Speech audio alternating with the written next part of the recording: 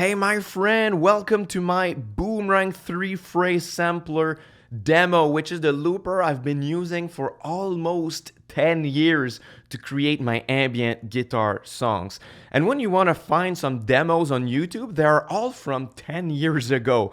So I was long overdue to do one, and it's gonna be nice to get a fresh perspective on this awesome looper pedals. So let's start with the basics of the basics, how to record a loop and to stop it. So you see you have three loop channels here, loop 1, loop 2, and loop 3. For now, we can just choose any one of those and tap it once to start recording, tap it a second time to close the loop, and you can tap it a third time to stop the loop. That's very straightforward. So let's say I try to find some musical idea on my fretboard like this.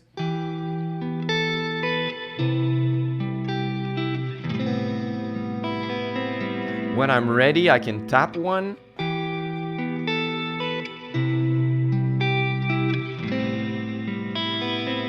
And tap it again to close. So now the loop is playing, I am not playing anymore. If I want to stop it, just another tap and it's done. So now you see that the red light is dim. It means that the loop is still stored here and you can recall it from the top anytime you want.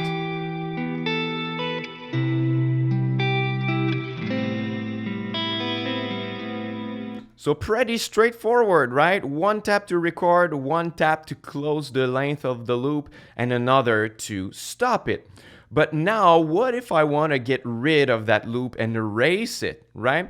And that's when I need to talk about the bonus functions. So you see, you have a yellow bonus button and a green bonus button here, and you can assign different functions and effects to those buttons. So two for each of them.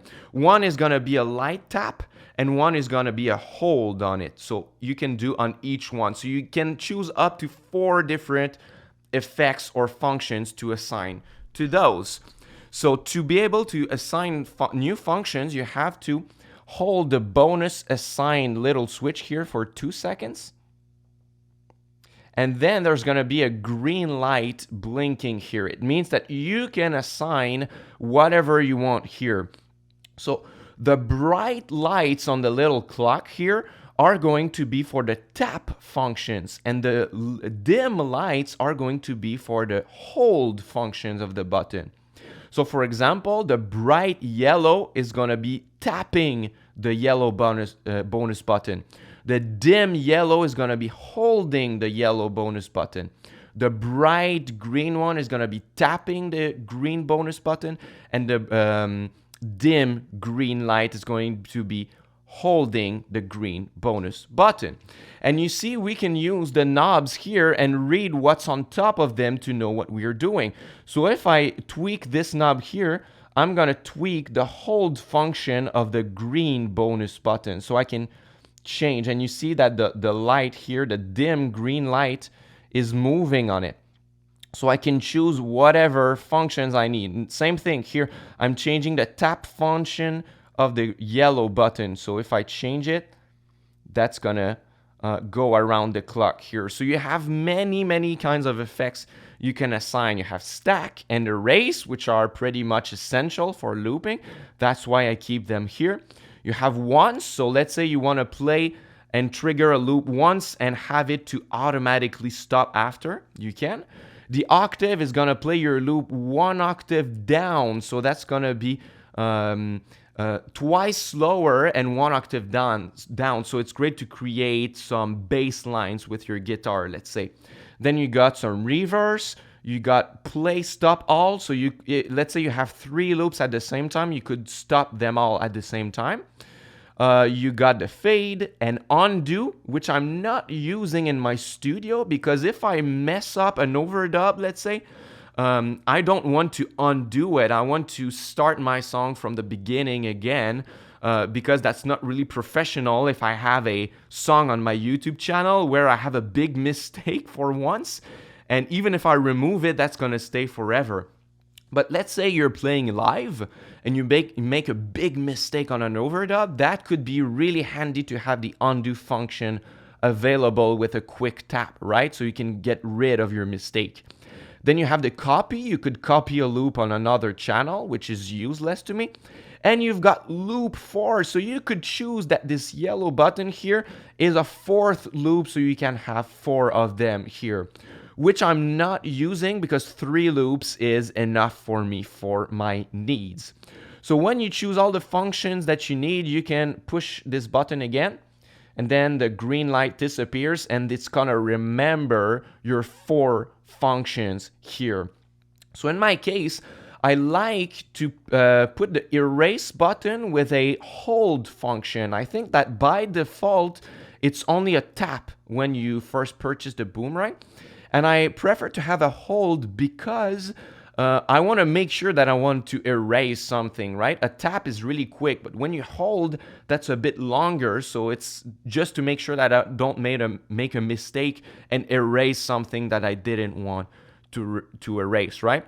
So let's pick up our loop again and see what we can do with it. So if I play it again, and let's say I want to stack an overdub. So now my stack function is a tap on the yellow one. I can do it. And now you see that the stack yellow here light is blinking. So it means that you can stack whenever you want when it's blinking. It's active, right? So I'm gonna find a little melody on top.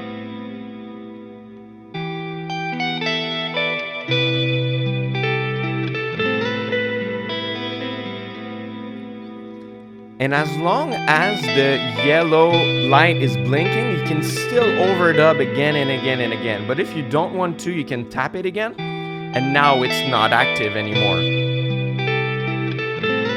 So that's the basic stack function. But when I'll talk about the play styles later in this video, you'll see that you have something more to do. So let's say in my case that I had a 2nd or 3rd loop playing and I had 3 loops playing at the same time. If I just press once to stack, the looper is not going to know where do I want to stack, on loop 1, loop 2, or loop 3. So in that case, you have to tap once for the stack and then tap the loop that you need to stack over, just so the looper knows where you want to stack, right? But I'll show that later when we talk about play styles. So let's say I want to reverse it. That's the same thing. So my reverse is a tap of the green button. So if I tap it,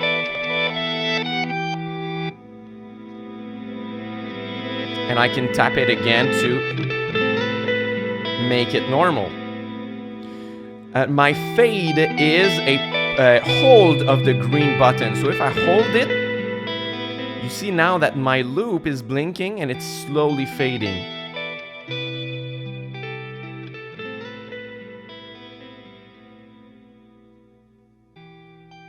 The fade is great to have, especially for ambient guitar, because you can end your songs organically without any abrupt things going on, right? And then I can choose to fade it in if I want, so I can push on it, and then the fade is blinking, and I can choose it and press on it to say, okay, I want to fade in this loop right here. And in other playstyles, that's gonna behave differently, so stay tuned. And if I find it's too long, I can just push on it and that's gonna be full volume. Right here, like that, right? And then if I want to erase, I can just hold the yellow button and that's gonna erase instantly. And if I had 3 loops at the same time, 1 playing and 2 not playing, let's say, I would have to choose and click on which one I want to erase. But now, since I just have 1, I can hold it and boom, it disappeared.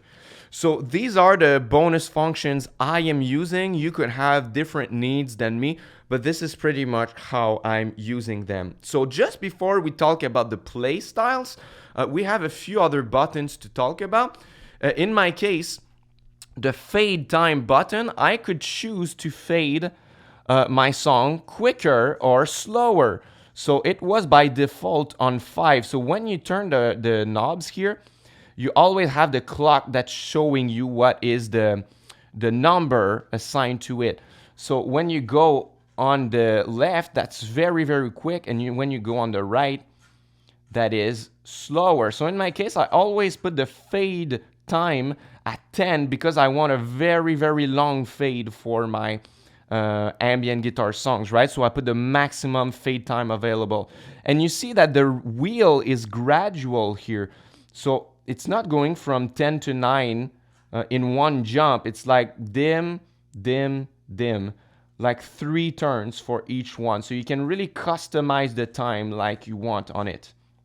And the only thing we have not talked about yet is the decay knob. So you could say, okay, when I add an overdub on top of when I'm playing, I want the oldest overdubs to slowly disappear and decay. So by default, it's at 0 here because there is no decay. The loops are going to go on forever, on and on and on. But you can decide to make it decay very fast. So let's say I put it at 8 and I try again just for fun. So I'm gonna do the same loop again.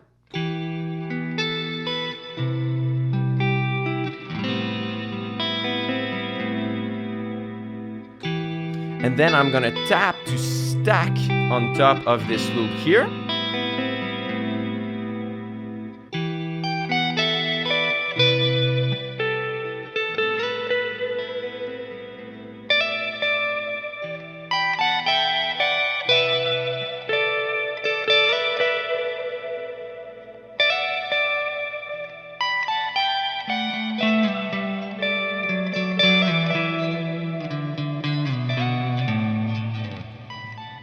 You see, so each overdub is fading and is lighter than what I'm playing after it, right? So this is pretty extreme. You usually don't want that as fast as this, but you could have some mild decay settings, maybe at 2 or 3 or something like that, so that it slowly decays over time and you can have an ever evolving song with this, which can be very, very nice, right? But for now, I'm gonna put the decay at 0 because I want my loops to go on again and again, right? So I'm gonna hold the yellow button again to erase this loop here. And just before I talk about the play styles, you have the volume knobs here, right? So when you are on a play style, when you cannot play multiple loops at the same time, the volume knob here is gonna be a general volume for all of your loops. Let me repeat that. When you have a play style, when you cannot play multiple loops at the same time, it's just one at a time, then this knob is gonna control the overall volume of all of your loops. But if you play in a play style that allows to have multiple loops playing at the same time, then the volumes are separated between all of those knobs. So this is going to control the volume of loop 1, this one is going to control the volume of loop 2, and this one is going to control the volume of loop 3. And if you had a loop 4 assigned here, this one would control the volume of loop 4, right? So now, the big part of understanding the Boomerang is to understand the play styles, which allow for many different kinds of things and combinations here. So if you want to toggle between the play styles, you can hold the play style button here. So if I hold it, I even have this combination here of the second and third one, or I have the first and second one. So people find it confusing because they say, I want to play serial only, or I want to play sync only, but I only have 2 lights at the same time. What should I do? Because what you need to understand is that each one allows for 2 different modes. It depends on which loop you are starting on. So if I am on the lights serial and sync at the same time here, it means that I can either play in serial mode or in serial sync hybrid mode. So if I start in this mode here on the loop 1 or loop 2, that's gonna be a serial mode. So if I start on loop 1,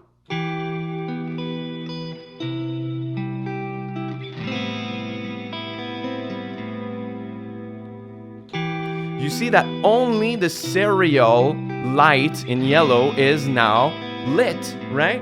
Because we are in serial mode. So in serial mode, we can only play one loop at a time. So it's better if you want to play a verse, chorus kind of thing, but you cannot have them play at the same time. So if I click on this one, this is gonna be queued and I can play something else.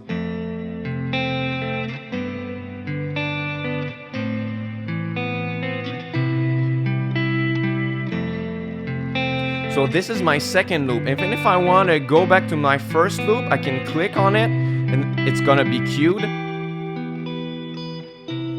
Same again, if I want to go back to the second, I click on it and it's gonna be queued by blinking.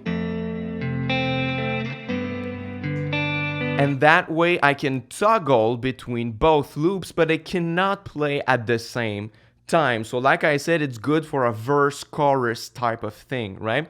So this is when you are, I'm gonna erase them by holding the yellow. This is when you are on the playstyle serial sync and you start either on loop 1 or loop 2.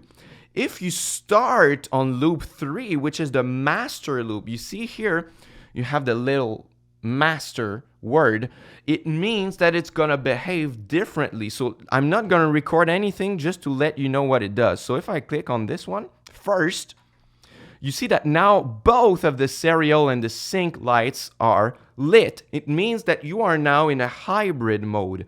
What it does is that you have the master loop that is going to always being played whatever is after it. And then you can use the loop 2 and loop 1 to toggle between each other, right? So this one is always playing, and these two you can toggle between them in this mode here. So I can do something like a little rhythmic pattern or something.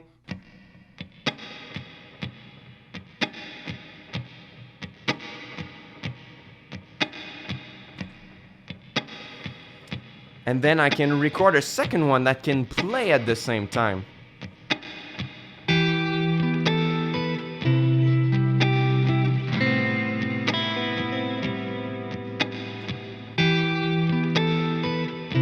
Now, if I record on loop 1 after it, it's gonna make the loop 2 stop, but not the master loop, because the master loop is always playing. So now I click to cue it.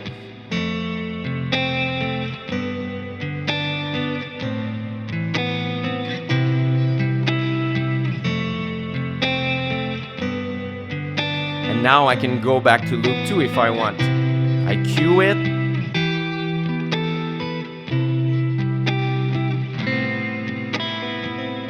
Cue the one. So you see you can toggle between both, but the master loop is always playing. So now let's demonstrate something. Now we have several loops going at the same time, right? So let's say that I just have the master loop playing. If I want to erase something, if I hold the yellow button, which is assigned to my erase function, now both of them are going to blink because the looper doesn't know which one you want to erase, the 1 or the 2. Then you can click on the one you want to erase, right? So now this one is erased, but not loop 1. And if I do the same thing again, now I can erase this one because I can't erase a loop that is playing, right? Now I can stop it and I can erase everything. So this is a hybrid style, right? The master loop behaves differently than the other loop. So it's always about which loop you choose to start your loops, right? To start looping. And then, so this was the serial mode. Serial mode, you cannot play anything at the same time. The serial sync hybrid mode, you have the master loop and then you can toggle those two. And then you have 2 other different modes. If I hold this button, now I have those 2 lit. So same thing, if I start on loop 1 or loop 2, I'm gonna be in the free mode. It means that nothing is gonna be synchronized because in the examples that I did before, everything is synchronized, right? If you wanna record a new loop, this is going to follow when the first master loop or the first loop you recorded started playing, right? This was not random. The tempos were synced together. But now in the free mode, if I start on the first or second, nothing is gonna be synchronized, right? So I could play something like this.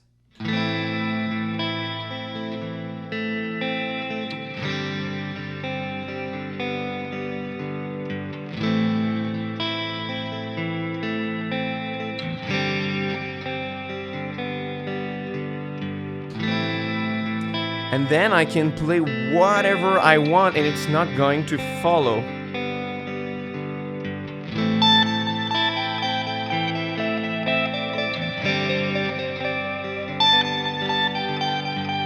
You see, it's not synchronized anymore.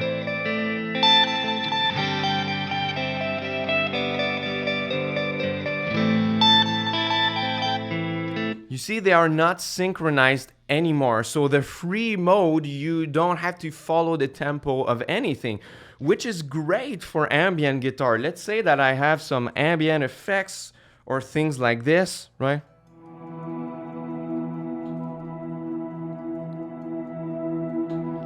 Then I could choose to make some effects independent from each other, like this, let's say.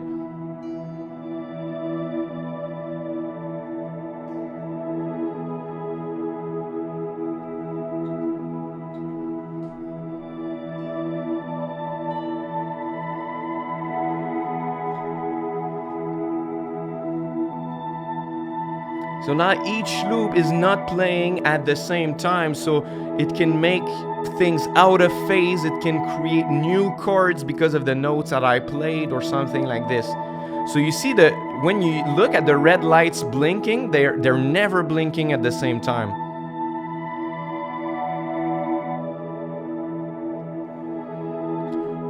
Right, so the free mode is a great way to create soundscape that are going to remain cool and unique the more there are repetitions, right?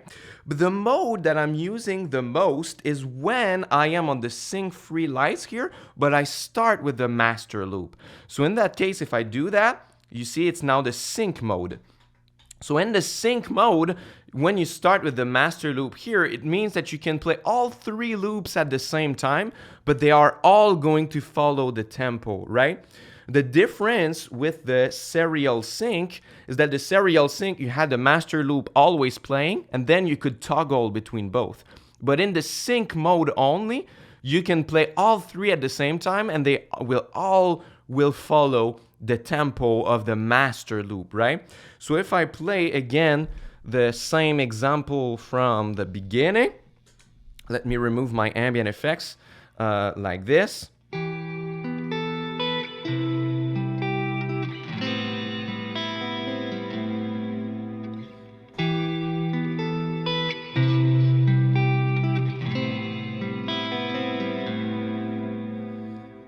Now I can cue the other loops and I can record on different loops.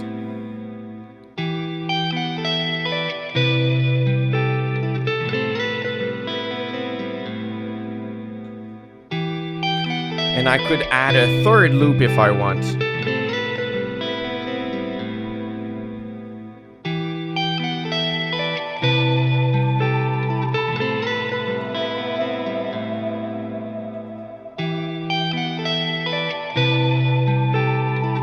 So you see now they are all following each other, but they are all their own thing. So I have this one here, I have this one here, and I have this one.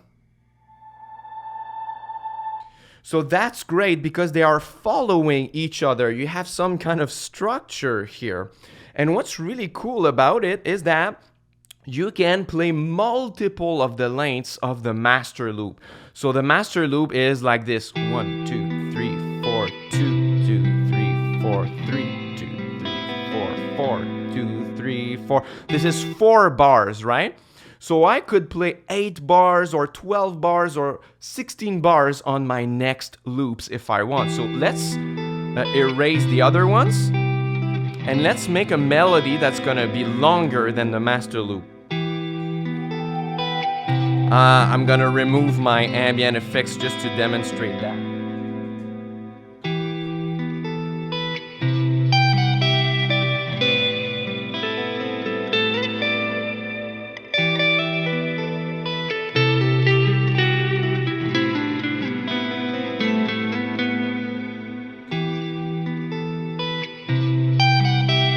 So you see now my second loop is twice as long as the master loop, but it's a multiple of the length.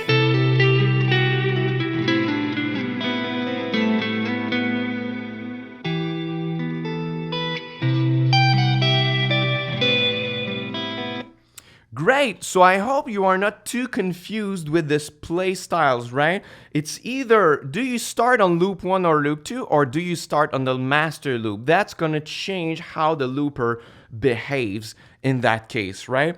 So just before we end this video, this is a very long demo, but I hope it's been useful. Just some useful tips, right? So first one is that you can tap in advance to close a loop after you've made your master loop. So let's say I have this master loop here.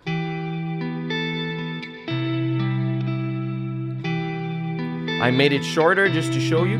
If I want to record a second loop to that, and I want to make sure that I don't miss my cue, I can tap it in advance. So now I cue it by clicking on it. So you see I tapped way in advance, and it still recorded what I wanted to record. So that's a great trick, because sometimes when you want to tap the second loop and close it exactly when the master loop closes, sometimes it's gonna be just a few milliseconds late, and then the looper will think that you wanted to record twice the length, and this is not going to work. So let me show you an example here. So let's say I cue this and I want to record my melody. And now I want to press exactly at the same time, but now it was just too late. And the looper recorded twice the length, even if I didn't want to. So you see there's nothing right now. It's because I pressed too late, but if I didn't press too late, if I clicked way in advance, that would solve this problem, right? So once again,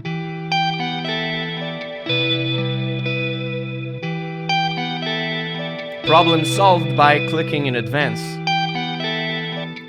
right? So that's something great to know. Then the second thing you should know is that you should play before you record, especially if you have a lot of reverb like me. If you start and you haven't played before, the ringing reverb underneath your chords or notes is not gonna be present at the beginning of your loop, so that's gonna sound like a big cut, right? So if I do something like this,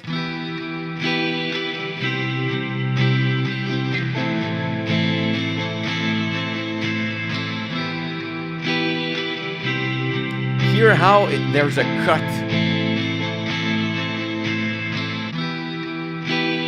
There's like a cut, right? Because the reverb of my A minor chord, this, you hear it? What's ringing right now is not underneath my first chord, because I recorded the beginning without it. So if you play once before you record your loop,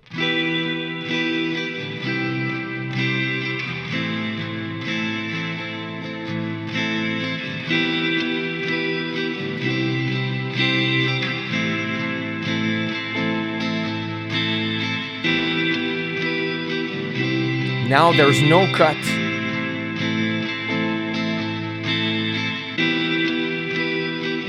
Maybe the timing wasn't that right, but that's the principle. You want to play a little bit before you record your loop to make sure that the reverb is gonna be recorded underneath it. Third tip is that if you want to stack right away after you have closed your loop, you can do it. So basically you have to start your loop, and while you are playing, you click on the stack button, you re-click on the loop you are playing on. So that's going to activate the stack function on this one. And then at the end, you click again to close your loop. So to give you an example, that could sound like this.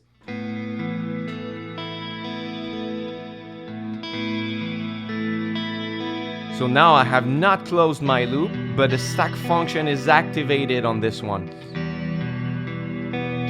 So now when I close it,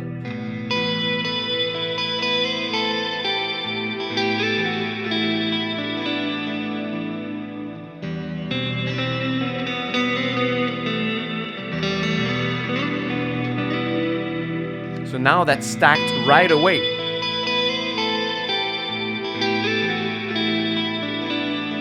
That can be tricky because you have to push when you start recording, to stack when you are recording, to push again to assign the stack to this loop, and then close your loop, and then record your overdub right away. So this is not something I'm doing very often. I prefer to wait a repetition and just organize my stack while taking my time, because ambient guitar is a genre of music where you can take your time and let things breathe a little bit. And last thing I wanted to say is that if you are playing in stereo, so if you have two cables coming of the output of the pedal, it's very important that both of those cables are already plugged when you power the pedal on. Because if there was only one cable plugged, or no cable plugged when you powered it on, it's gonna assume automatically that the pedal is gonna be in mono. So even if you add the second cable after it, I don't know if you see it, I'm gonna de-zoom a little bit. So if you add the second, these are my little notes to make sure I don't forget about anything. But if the cable wasn't there when the pedal is powered on, it's gonna be automatically mono, even if you add the cable afterwards. So it happened to me once. I was like, it doesn't record my second amp. What's the problem? And I started to look all of the patch cables on my pedal board and troubleshoot anything. But it just because my cables weren't plugged when I powered it on. So if you play stereo, plug both of them and then power the Boomerang, and it's gonna do the trick. So, phew, that's a lot. I hope it was helpful to you to understand how to use this pedal. The most important is the basic functions, how to assign the bonus buttons, so they are the best functions for you to use, and then to understand the play styles. Do you start on loop 1 or 2, or do you start on the master loop to have different play styles? So if you've got any questions, I will be there for you in the comments section. And just before you leave, I want to offer you my free guide on how to create ambient guitar music. These are my 5 best tips to create ambient guitar. And if you like looping like this, and if you like the kind of stuff I've played in this demo, you're gonna love my guide. So you can click on the first link in the description box, and I'm gonna send it to your inbox right away. My best tips to create ambient guitar music. So I hope this demo was helpful, and like I said, if you have any question, use the comment section. If you are new here, you can subscribe. I have a lot of content for you to discover on ambient guitar and tutorials and pedals and good stuff like this. So subscribe to my channel, and don't forget to pick up your free guide, first link in the description box. Until next time, au revoir.